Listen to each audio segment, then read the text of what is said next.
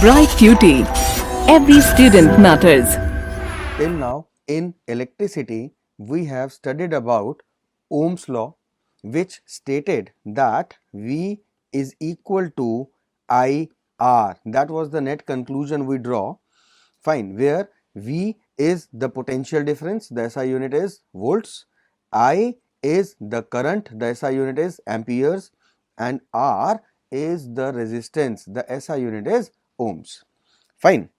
Now students, we are performing this activity to show that resistance of a conductor depends upon the nature of the conductor. For this, what all we are going to take is, we are going to take, first of all, we will be taking up the nichrome wires of different lengths. Then we require copper wire. We require an ammeter of range 10 amperes. We will be requiring a plug key and dry cell, okay, along with the connecting wires for completing up the circuits. Now let us perform this activity, and our procedure starts with, first of all, we will take following as resistors. We will take a nichrome wire of length L, then a nichrome wire of length 2L, but of same area of cross section as 1. Thirdly, we will take a nichrome wire of length L, but double the cross section as taken in the first case. Then a copper wire of length L, but of same area of cross section as first. So these are the various types of wires we will be taking. Now we will set up an electric circuit by connecting a dry cell, a plug key and an ammeter. Now insert the resistor 1 in the gap P and Q and switch on the current. There will be a reading in the ammeter. Record the current flowing through the circuit and note it down in the table above. We will repeat the above step by removing the resistor first and one by one adding the resistance second, third and fourth, and in each case we will record the various readings of currents in the ammeter and place it up in our table. In the first case, for example, the reading was 0.5 amperes. In the second case, it came out to be 0.25 amperes. Then when we replaced it with nichrome wire, double the area of cross section as 1, we will take the reading. The reading comes out to be 0.6 amperes. Again replacing this particular nichrome wire with a copper wire, right? Again plugging up the key, we will find that there is some current reading in the ammeter. We will record it up in the table, which comes out to be 1.0 amperes. Now looking at the table, we observe that the current in case of 2 is less than that in case of 1. This suggests that resistance of a conductor increases with the length. Now you observe that in case of current 3 is more than that of in case of 1. This suggests that resistance of a conductor decreases with the increase in area of cross section. And you observe that current in case 4 is very large as compared to current in case 1, though both have the same length and the same area of cross section. What does this suggest? This suggests that resistance of a conductor depends upon the nature of the conductor. Got it? Let us see what are the various factors which affect the resistance of a particular conducting wire. The first factor that affects is the length of the wire. The length of the wire. Now how does it affect? We say that resistance is directly proportional to the length of a wire, or we can write R is directly proportional to L. Now previously I think you understood what exactly is meant by directly proportional. We have discussed it in detail in the previous topic. Directly proportional means both these sides which are on the two opposite ends, they are in direct proportion impact. It means that if the length of the wire is more or increased, the resistance of the wire will also increase. And if the length of the wire is decreased, similarly the same direct impact will be there on the resistance and it will also decrease. That means if I take a long wire, if the wire is long, it means that it has got high resistance. The resistance of a long wire is more comparatively. And if we take a short or a small piece of wire, then because the length is reduced, the resistance will also be reduced and we will get a lower value of resistance. Now, through Ohm's law, we know that resistance and current are inversely proportional to each other. So, if I try to relate these two things along with the length of the wire, I will find that if the resistance is high, that means the amount of current is less, and vice versa. If we have got a low resistance, more current will flow through this wire. So now to conclude, there are a few things you need to remember. The conclusion part.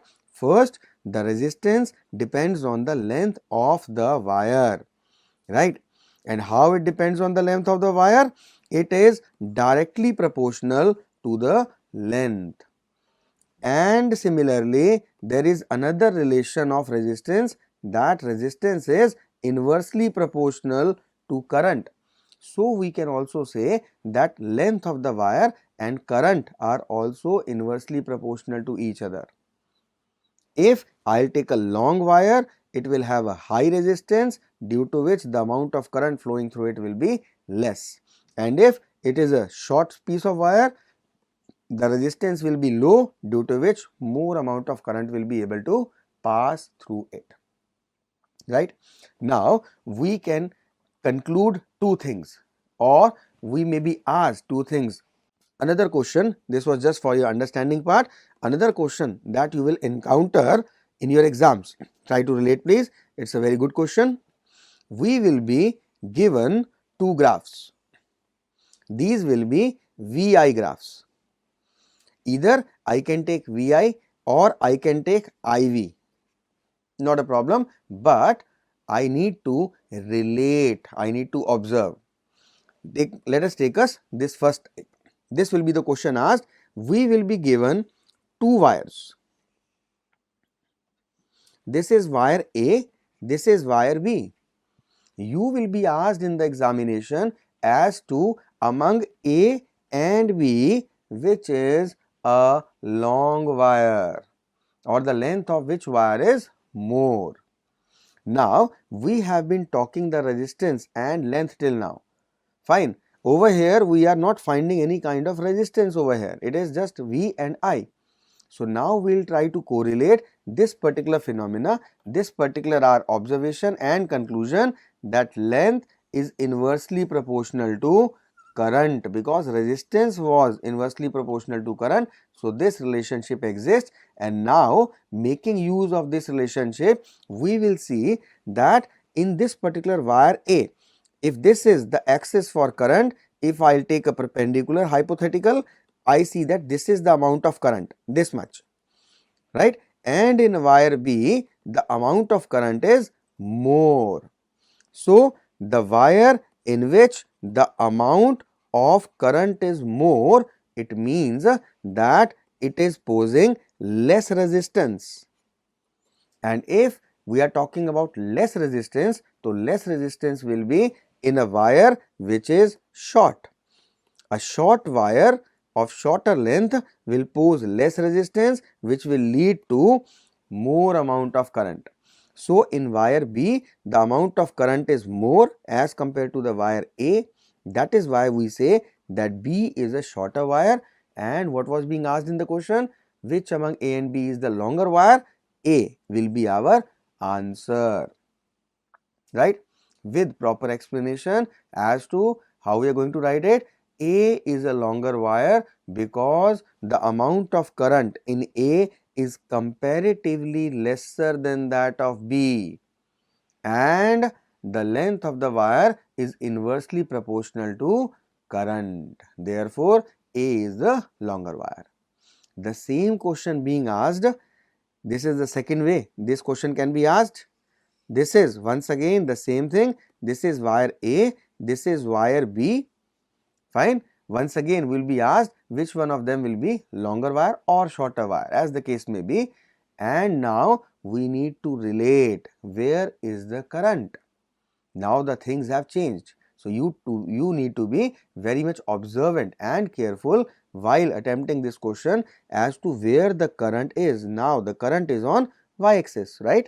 So we will see that this is the wire A. The amount of current it is having is this much, and for wire B the amount of current is this much. So this is the amount of current in wire B, which is comparatively lesser. So we will say that B is a long wire. It is longer as compared to A, because being longer it offers more resistance, due to which less amount of current is flowing through it. Got it? So these are very good questions. You need to observe. They are very simple provided you understand the concept of it. Got it? So this was the first factor on which the resistance of the wire depended, that was the length of the wire. Now there is one more factor which affects. Let us study which factor is there. That is, the second factor is area of cross section. Area of cross section. If I mean by saying area of cross section, I actually mean the thickness of the wire. How much thick the wire is. Now the resistance of the wire is inversely proportional to the area of cross section, or we may call it the thickness.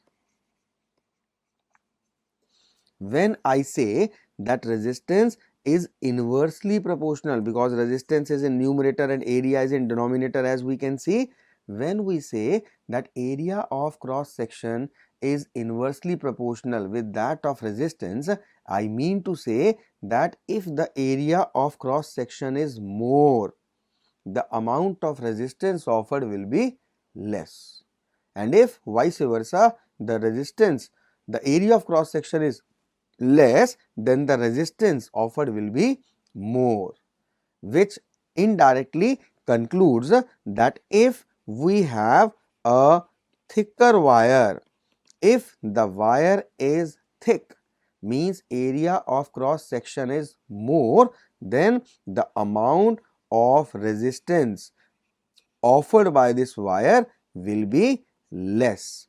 And if it is a thin wire, in that case the amount of resistance offered will be more. Got it? Once again, relating to the current part, we knew current is inversely proportional to resistance, right? Now resistance is inversely proportional to area, means if there is less resistance, there will be more current, and if there is more resistance, there will be less current. Or we may conclude that in a thick wire more amount of current can flow, but in a thin wire the amount of current will be less, and this is our normal daily observation. We find that all those electrical appliances in our homes which require larger amount of current, like our air conditioners, like our coolers, our electric iron, our microwaves, our geysers, all these appliances, they operate using more current. The connecting wires are much thicker as compared to those wires which require lesser amount of current, like our radio, like our television, like our mobile chargers. Fine. The wires of these appliances or these devices is very thin. Why? Because they require less amount of current, and for more supply of current we need thicker wires. Got it? Fine. The same question as we have discussed above, graph. Through graph we can be asked the same thing. Let us see. This is a VI graph.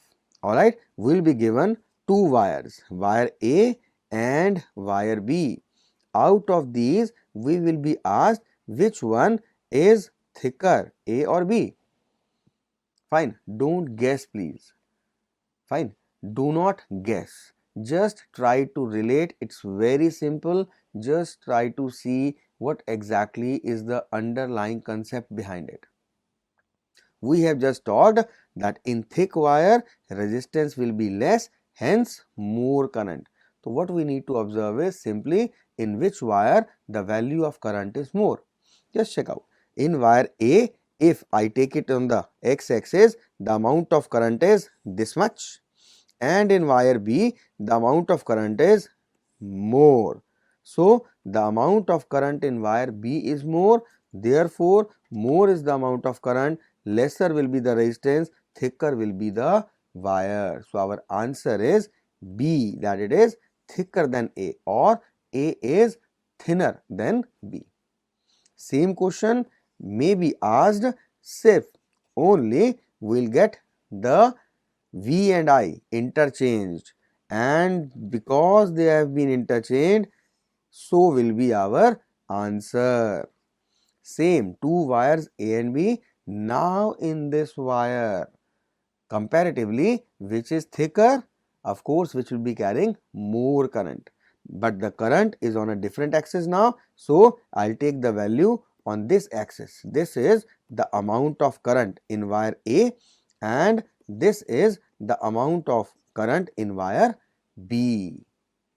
Got it? So if A has got more amount of current, A will be a thicker wire. Clear? So these are the two factors on which resistance depends. It also depends on more things, like it depends on the nature of material of the wire. As to the wire is made up of which material. It has been found that all the metals, they offer very less resistance. All the metals offer very less resistance, that is why more amount of current can flow through them, and that is why all the metals are considered to be good conductors of electric current. Whereas all the non-metallic wires, all the non-metals, they have very high resistance. Their resistance is high, due to which no current or very less current flows through them. So all the non-metals which have very high resistance, they will not allow the current to flow through them, and that is why they are poor conductors, or they are also known as insulators. Then semiconductors, which have intermediate resistance, because of which they restrict the flow of current but not fully, right? So it also depends on the nature of material of the wire. Now these are the three factors that we have discussed. Coming back to the activity that we have performed earlier, now we can, I think we are in a better position that we can relate why we had these different values of current. Initially I had taken a nichrome wire. Nichrome is basically a kind of alloy which offer an intermediate resistance. When I interchanged it with this copper wire, copper being metal, being a very good resistor, being a good conductor, it offers very less resistance, and that is why the amount of current flowing through it would have increased. Similarly, taking the same nichrome wire but double the length. When I doubled up the length, in that case the resistance would also have been doubled up, because of which the amount of current should have decreased. Similarly, if I made a change by changing the thickness of this wire, the area of cross section has been increased, the wire has been made thick, because of which it would have offered less resistance, and that is why the amount of current would have increased, showing a greater value in the ammeter. Got it? So, based on these things, we conclude that resistance is basically dependent on various factors, and due to the change in resistance, the amount of current flowing through a particular circuit diagram, it also changes. Clear? Good. Now, concluding these 3 points, these 3 factors, we saw that resistance is directly proportional to the length, right? This is what I said, that resistance is directly proportional to the length of the wire. Second thing I said was resistance is inversely proportional to the area of cross section.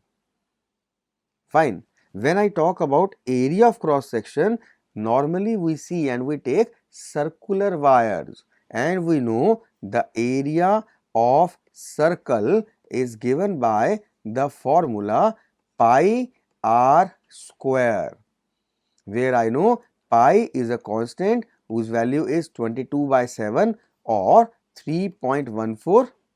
I have already studied in mathematics, and r is the radius of the wire, which should be in meters. If it is not in meters, we will convert it into meters. We will be requiring it further in using in numericals. Now, these two things I concluded mainly. Resistance is directly proportional to length of the wire, and resistance is inversely proportional to the area of cross section. Now, if I may combine these two things, so I take the liberty of writing it in a combined way, and I can write it like this. I don't see any problem over here, that resistance is directly proportional to length as is seen in the first case, and resistance is inversely proportional to area of cross section as seen in the second case. Simple, right? So, this is the relation between resistance, area and length. As per my previous knowledge, I know that if I want to remove this sign of directly proportional and I want to convert it into is equal to sign, what do I have to do? Come on, let's guess. We have studied in the previous class. That is, we will just multiply this side with a constant value. Remember, we did it in the case of Ohm's law. In Ohm's law, we said that V is directly proportional to I, and in order to remove this directly proportional and make it equal, we multiplied it with a constant known as the resistance. Fine. The resistance in itself was a constant value. The same thing that we will be using here, that if we want to convert the directly proportional into is equal to sign, we will multiply it with a constant.